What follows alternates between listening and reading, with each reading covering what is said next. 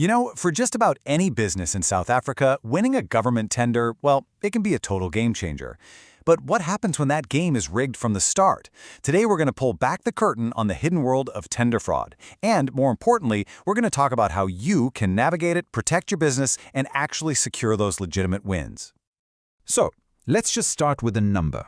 Since 1994, it's estimated that 700 billion rand has been lost to tender-related corruption.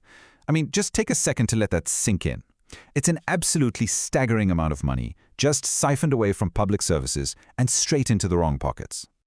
For the longest time, we've all thought of this as, theft from the state. But the game has seriously changed. Today's tender fraud has evolved. It's not just about cheating the government anymore. It's become this sophisticated operation that's designed to directly target and rob private businesses just like yours. So, how exactly are they pulling this off? Well, forget about simple, old-school bribery. The modern fraud playbook is complex, it's digital, and it is incredibly deceptive. Let's break down the schemes that are catching so many honest businesses completely off guard right now.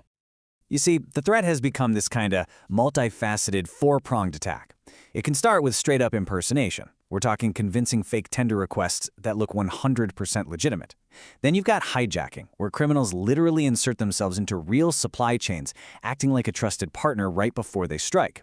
And on top of that, there's pure deception, where companies just invent their BEE credentials to get an unfair edge. And finally, collusion, right? That's where a whole ring of bidders secretly agrees to inflate prices, which completely locks out any honest competition. It's so effective because each one of these tactics preys on a different weakness in the system. This shift isn't just some casual observation, it's a direct warning. The heart of the problem has literally moved from being a public sector issue to a private sector threat. The bullseye is now on your company's bank account. Okay, so you're probably thinking, but wait, surely there are official checks and balances in place to stop this sort of thing. And that's a totally fair question.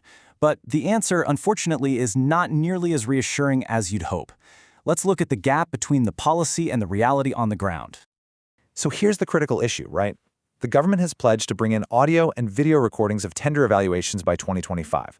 And look, that's a great step for transparency, it really is. But it only covers the final stage. All the fraud we just talked about, the fake emails, the fake credentials, the hijacked suppliers, all of that happens long before a bid ever gets to that evaluation room. And this creates a massive blind spot where businesses like yours are most vulnerable.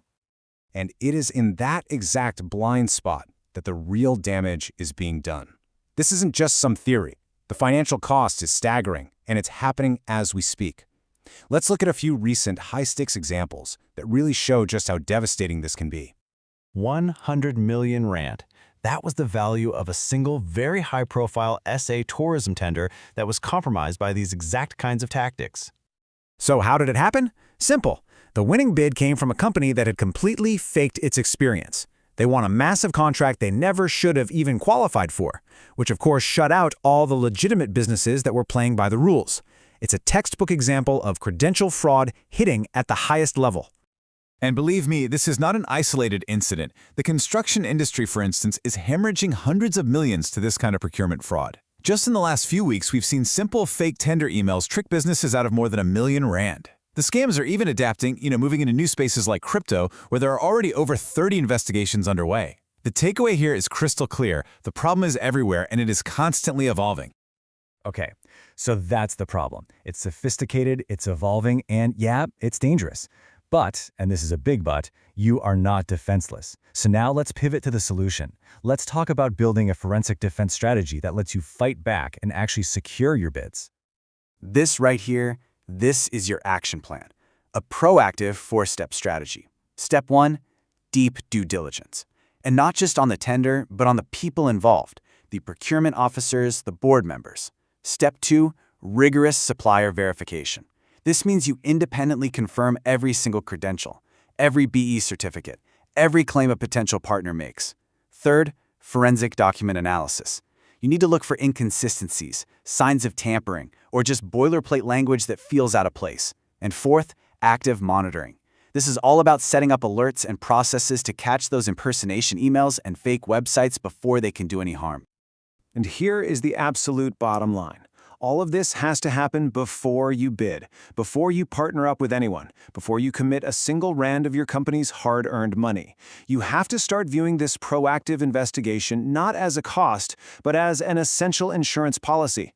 That mindset is the one thing that separates a winning bid from a devastating scam. And all of this brings us to the ultimate goal, doesn't it? It's not just about avoiding fraud. It's about creating an environment where your legitimate, competitive bid can actually win on its own merits. It's about winning without getting robbed in the process. So as we wrap this up, I really want to leave you with this one question to chew on. As you're getting ready for your next bid, you have to ask yourself, is this an opportunity for real growth, or is it a carefully disguised trap? Because honestly, the answer depends entirely on how well you've prepared your defenses.